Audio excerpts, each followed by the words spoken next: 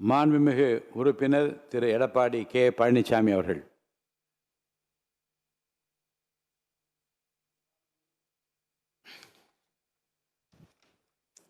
மாண்புமிகு பேரவைத் தலைவர் அவர்களே, தமிழ்நாடுடைய சட்டப்பேரவை வரலாற்று சிறப்புமிக்க சட்டப்பேரவை. காலங்காலமாக நம்முடைய மரபை நாம் கடைபிடித்து வருகிறோம். மாண்புமிகு சட்டப்பேரவைத் தலைவர் அவர்கள் அந்த ஆசனத்திலே அமர்ந்து முதலாக பேசுகின்ற பொழுது பல்வேறு தலைவர்களை குறிப்பிட்டெல்லாம் அவர்களுடைய வழியிலே இந்த அவையை நடத்துவேன் என்றெல்லாம் கருத்துக்களை அங்கே தெரிவித்தீர்கள். ஆனால் இன்றைய தினம் தாங்கள் சொன்ன அந்த கருத்துக்கள், அந்த மரபுகள் கடைபிடிக்கவில்லை. அதை கடைபிடிக்க வேண்டும் என்று தாழ்மையோடு நான் இந்த நேரத்தில் கேட்டுக்கிறேன். ஏன்னா தாங்கள் சொன்ன கருத்து தான், நான் சொல்லலை. அதோட மாண்புமிகு முதலமைச்சர் அவர்கள் அரசின் தீர்மானத்தை முன்மொழிஞ்சிருக்க, அதை வழிமொழிகிறேன் என்று சொல்லுவதுதான் காலங்காலமாக கடைபிடித்து வந்த இந்த சட்டமன்றத்தினுடைய மரபு. இதை மானிய கோரிக்கையில் மாண்புமிகு உறுப்பினர் 4 முறை இதே அவையில் நம்பிக்கை கூறும் தீர்மானம் வந்திருக்கிறது. இந்த 4 முறை வந்தபோதும் மாமன்ற உறுப்பினர்களுக்கு ஏன் நம்பிக்கை வைத்திருக்கோம் என்று பேசுவதற்கும் அனுமதி அளிக்கப்பட்டிருக்கிறது. நம்பிக்கை இல்லை என்று சொல்கின்றவர்களுக்கும் வாய்ப்பு அளிக்கப்பட்டிருக்கு. அந்த வகையில் தான் இன்றைக்கும் நம்பிக்கை கோரும் தீர்மானத்தின் மீது ஆதரவு அளிப்போரும் பேசுகின்றார்கள், எதிர்த்து கருத்துக்களை கூறுவோரும் கூறிக்கொண்டிருக்கிறார்கள். அரசினர் தீர்மானம் என்ற காரணத்தால் வழிமொழிய தேவையில்லை. மாண்புமிகு பேரவைத் தலைவர்களே, இங்கே மாண்புமிகு பல்வேறு கட்சியினுடைய தலைவர்களெல்லாம் நம்முடைய கருத்துக்களை பதிவு செய்திருக்கின்றார்கள். அனைத்து இந்திய அண்ணா திராவிட முன்னேற்ற கழகத்தை பொறுத்த வரைக்கும் பொன்மனச்செம்மல் புரட்சித் தலைவர் எம்ஜிஆர் காலத்திலும் சரி, மாண்புமிகு அம்மா காலத்திலும் சரி, தாங்கள் சட்டமன்ற உறுப்பினராக இருந்து பணியாற்றியிருக்கின்றீர்கள். இருவரும் தலைவர்களை நாங்கள் குறிப்பிட்டுத்தான் மக்களை சந்தித்து ஆதரவு திரட்டி அதன் மூலமாக தமிழகத்திலே 47 சட்டமன்ற உறுப்பினர்கள் நாங்கள் வெற்றி பெற்றிருக்கின்றோம். அனைத்து இந்திய அண்ணா திராவிட முன்னேற்ற கழகத்தினுடைய பொதுச் செயலாளராக நான் தேர்ந்தெடுக்கப்பட்டு பணியாற்றி கொண்டிருக்கின்றேன். அப்படி இருக்கின்ற பொழுது சில கருத்து வேறுபாடுகள் கட்சியிலே வருவது இயல்பு, எல்லா கட்சியிலும் வருகின்றது. அப்படி வருகின்ற அந்த சூழ்நிலையிலே ஒரு தரப்புக்கு முதலமைச்சர் அவர்கள் ஆதரவு தெரிவிக்கிறது எந்த விதத்தில் நியாயம் என்று எனக்கு தெரியவில்லை. ஒரு முன்னுதாரணமாக இருந்துவிடக்கூடாது என்பதற்கு தான் முதலமைச்சருடைய கவனத்திற்கு நான் கொண்டு வருகின்றேன். எனக்கு முன்னாலே பேசியவர்கள் குறிப்பிட்டதை போல தேசிய முற்போக்கு திராவிட கழகத்தை அவர்கள் குறிப்பிட்டதை போல குதிரை பேரத்திற்கு வழிவகுத்துவிடும் என்பதையும் நேரத்திலே பதிவு செய்ய விரும்புகின்றேன். இன்றைக்கு தேர்தல் நேரத்திலே சந்திக்கின்ற பொழுது ஒவ்வொரு கட்சி தலைவர்களும் மக்களை சந்தித்து என்ன காரணத்திற்காக எங்களுக்கு வாக்களிக்கிறது என்ற கருத்துக்களை நாம் கேட்கின்றோம், சொல்லுகிறோம். அனைத்து இந்திய அண்ணா திராவிட முன்னேற்ற கழகத்தை பொறுத்த வரைக்கும் பொன்மனச்செம்மல் புரட்சித் தலைவர் எம்ஜிஆருடைய ஆட்சி, மாண்புமிகு அம்மாவுடைய ஆட்சி தமிழகத்திலே வர வேண்டும் என்ற அடிப்படையிலே நாங்கள் வாக்குகளுக்கு சேகரித்தோம். எங்களுடைய கூட்டணி கட்சியை சேர்ந்த தலைவர்களும் நிர்வாகிகளும் அனைத்து இந்திய அண்ணா திராவிட முன்னேற்ற கழக தலைமையிலே அமைக்கப்பட்ட கூட்டணி வெற்றி பெற வேண்டும், அனைத்து இந்திய அண்ணா திராவிட முன்னேற்ற கழகம் ஆட்சி அமைக்க வேண்டும் என்ற அடிப்படையில் தான் வாக்குகளை நாங்கள் சேகரித்தோம். அதன் அடிப்படையில் தான் 47 பேர் நாங்கள் வெற்றி பெற்றிருக்கின்றோம். இன்றைக்கு 47 பேர் வெற்றி பெற்றது இரட்டலை சின்னத்திலே நின்று நாங்கள் வெற்றி பெற்றிருக்கின்றோம். 47 பேர் சட்டமன்ற உறுப்பினர், அனைத்து இந்திய அண்ணா திராவிட முன்னேற்ற சட்டமன்ற உறுப்பினர்கள் அதிமுக ஆட்சி, அனைத்து இந்திய அண்ணா திராவிட முன்னேற்ற கழக ஆட்சியை நிறுவார்கள் என்ற அடிப்படையில் தான் மக்கள் வாக்களித்திருக்கின்றார்கள். இன்றைக்கு 100% வாக்கு என்று சொன்னால் ஆளுங்கட்சிக்கு 34% வாக்குகள் தான் கிடைத்திருக்கின்றன. 66% மக்கள் வாக்களிக்கவில்லை. அதில் 90% இன்றைக்கு வாக்களிக்கப்பட்ட 10% பேர் வாக்களிக்கவில்லை. ஆக 66% வாக்காளர்கள் வாக்களிக்காத ஒரு சூழ்நிலை இருந்து கொண்டிருக்கின்றதையும் இந்த நேரத்திலே அவனுடைய கவனத்துக்கு நான் கொண்டு வர விரும்புகின்றேன். அதோடு இன்றைய தினம் அனைத்து இந்திய அண்ணா திராவிட முன்னேற்ற கழக அரசு இருக்கின்ற பொழுது இன்றைக்கு இந்தியாவிலேயே தமிழகம் முதன்மை மாநிலமாக உருவாக்குவதற்கு காரணமாக அடித்தளமாக இருந்தது அனைத்து இந்திய அண்ணா திராவிட முன்னேற்ற கழக அரசாங்கம்.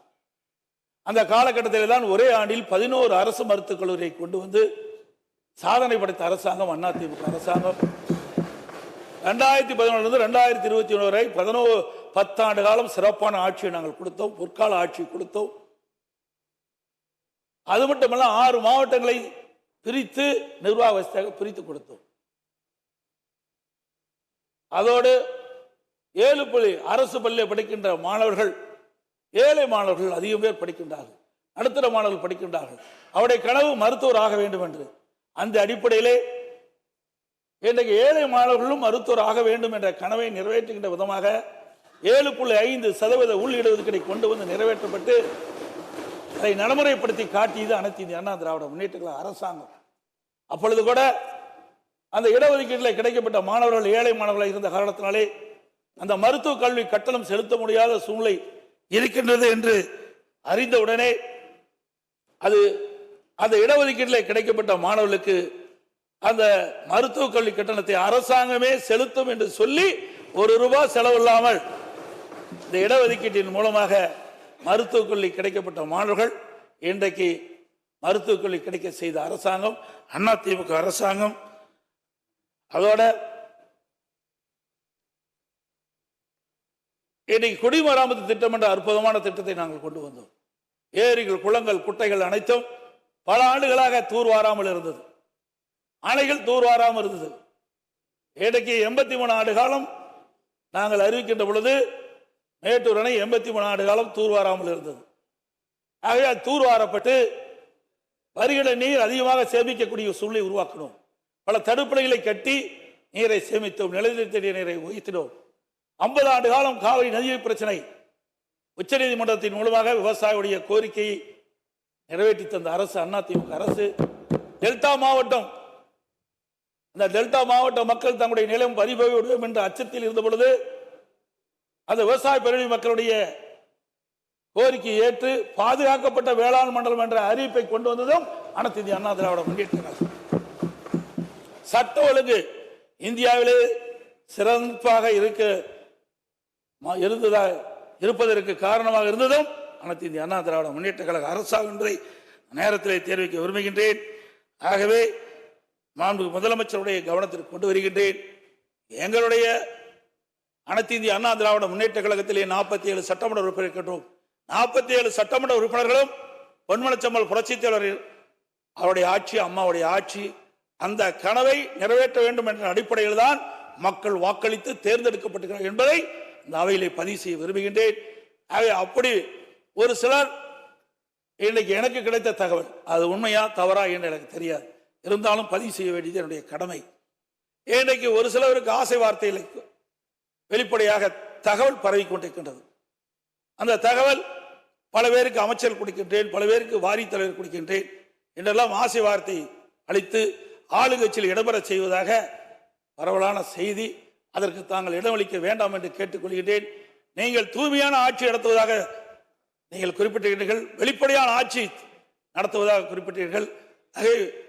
அந்த எண்ணத்திலிருந்து புரளாமல் நீங்கள் நடப்பீர்கள் என்று நாங்கள் நம்புகிறோம். ஏனென்றால் நான் ஒரு பொதுச்செயலாளர் என்ற முறையிலே நான் ஆட்சி செய்கின்ற பொழுது பல்வேறு பிரச்சனை நான் சந்தித்திருக்கின்றேன். முதலிலே வறட்சி, பிறகு புயல், கொரோனா, பிறகு பல்வேறு சங்கடங்கள், இதையெல்லாம் சந்தித்துத்தான் நாங்கள் இந்த நிலைக்கு வந்திருக்கின்றோம்.